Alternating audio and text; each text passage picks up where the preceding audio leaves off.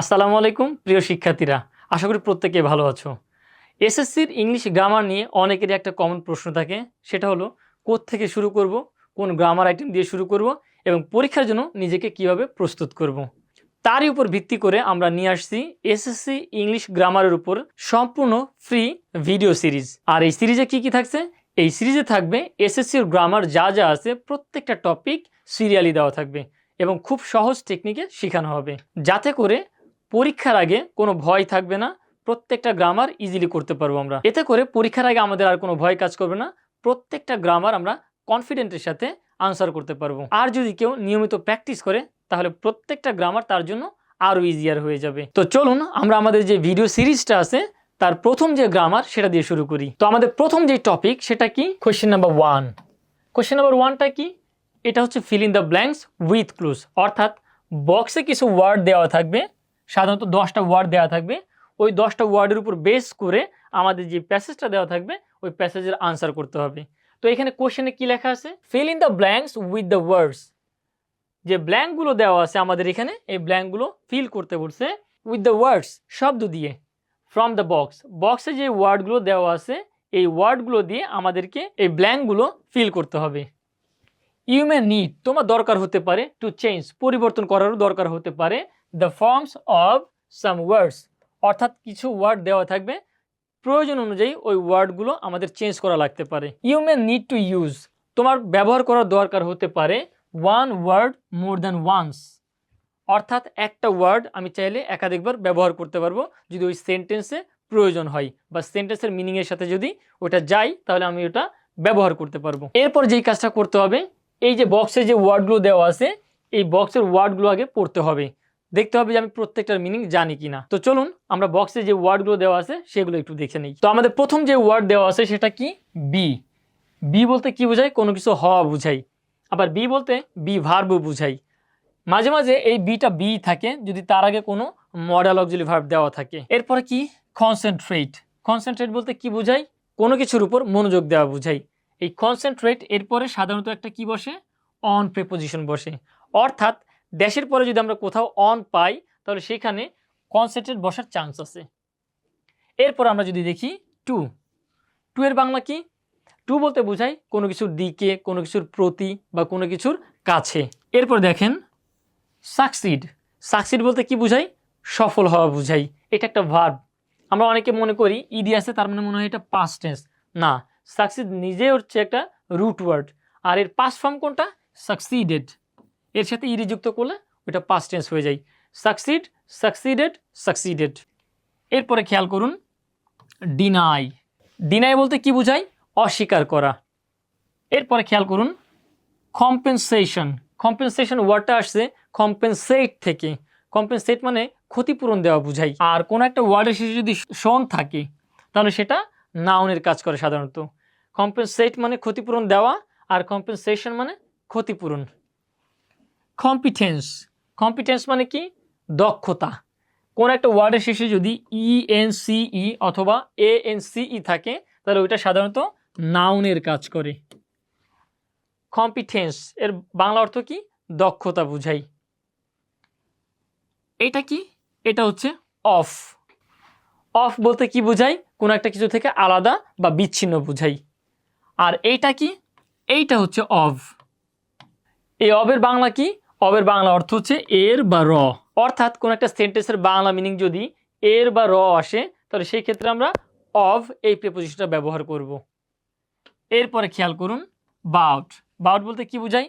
কোনো কিছুর সম্পর্কে, কোনো কিছুর ব্যাপারে বা কোনো কিছুর বিষয়ে বোঝাই। তো এখন আমরা পুরো প্যাসেজটা পড়বো, পুরো মিনিং অনুযায়ী যে ওয়ার্ডটা প্রয়োজন ওই ওয়ার্ডটা আমরা ব্যবহার করব। এখানে আমরা খেয়াল করি the present world is very competitive.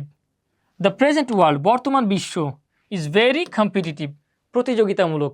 অর্থাৎ চারপাশে শুধু প্রতিযোগিতা আর প্রতিযোগিতা। তো চারপাশে সবাই যদি প্রতিযোগী হয় তাহলে তোমাকে কি করতে হবে? তোমাকে আরও নিজেকে দক্ষ বানাতে হবে। দেয়ারফোর, সুতরাং, ইউ নিড টু, তোমার দরকার, বি, হওয়া দরকার। ওই যেটা বললাম চারপাশে সবাই প্রতিযোগী, তাহলে তোমাকে তাদের থেকে আগায় থাকতে হলে কি করতে হবে? নিজেকে দক্ষ বানাতে হবে। ড্যাশের আগে কি দেওয়া ছিল?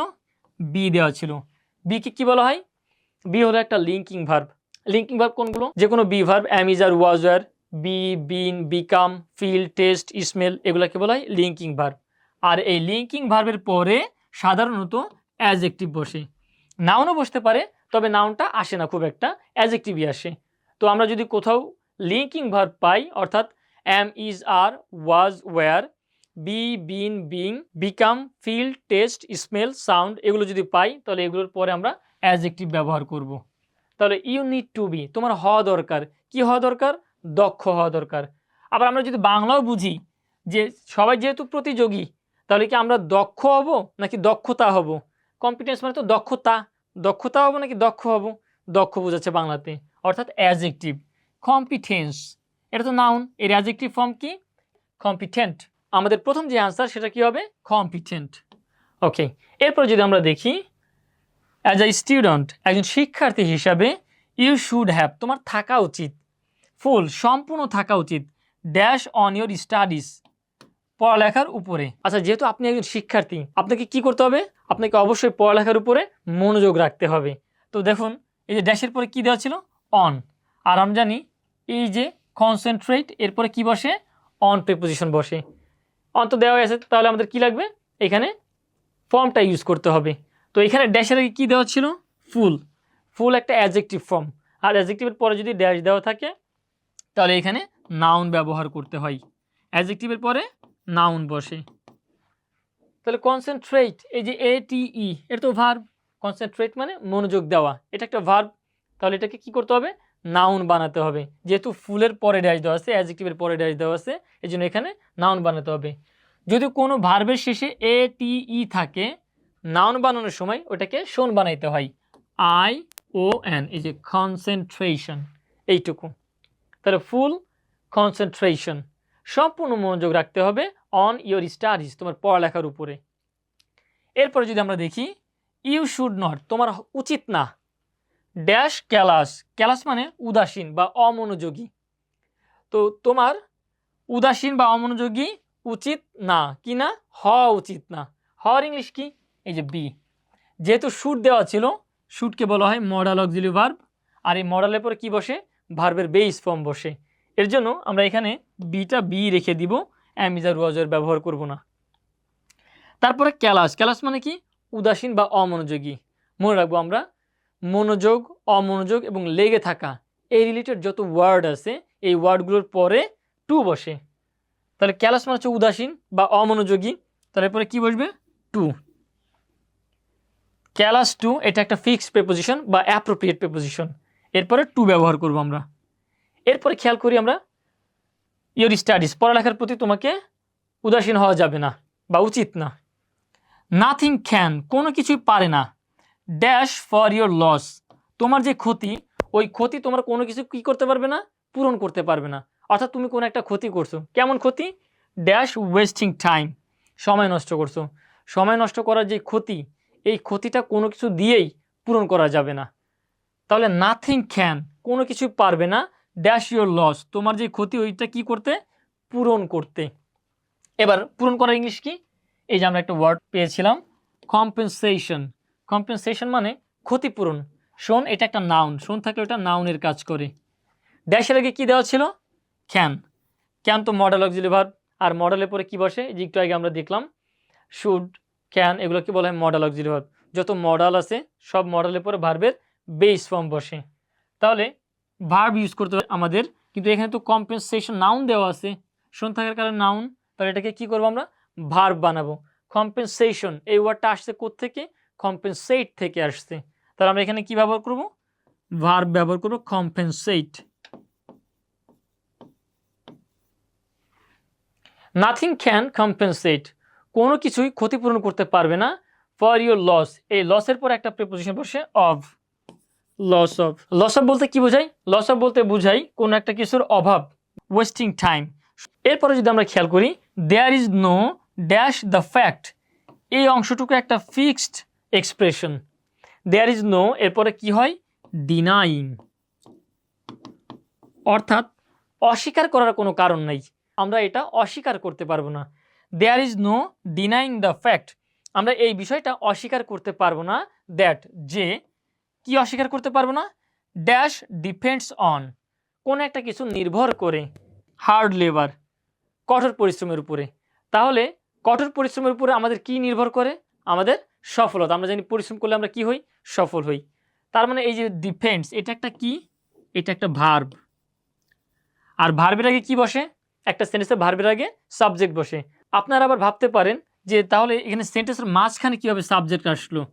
আগে কি সাবজেক্ট ছিল না? হ্যাঁ, এই যে এটা পুরোটা একটা সেন্টেন্স, পুরোটা একটা ক্লজ।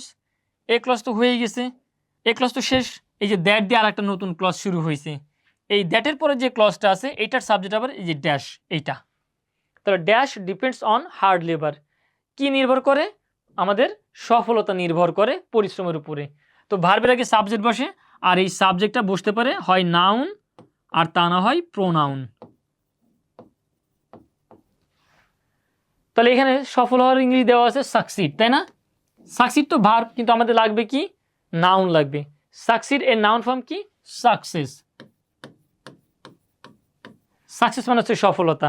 যেহেতু সাবজেক্ট হিসেবে হয় নাউন অথবা প্রোনাউন বসতে পারে, এই জন্য আমাদেরকে সাকসেস ইউজ করতে হবে, কারণ সাকসেস হচ্ছে সাকসিডের নাউন ফর্ম। আবার ভাবতে পারেন যে প্রোনাউন কেন ইউজ করলাম না? প্রোনাউন এই কারণে ইউজ করি নাই, কারণ প্রোনাউন হিসাবে এখানে সাকসেসের প্রোনাউন হবে ইট। ইট তো আর ব্যবহার করতে পারবো না। এই যে ভার্ব দেওয়া আছে ওই ভার্বেরই নাউন ফর্ম ইউজ করতে হবে। এর জন্য এই সাকসিডের নাউন ফর্ম সাকসেস এখানে ইউজ করতে হবে।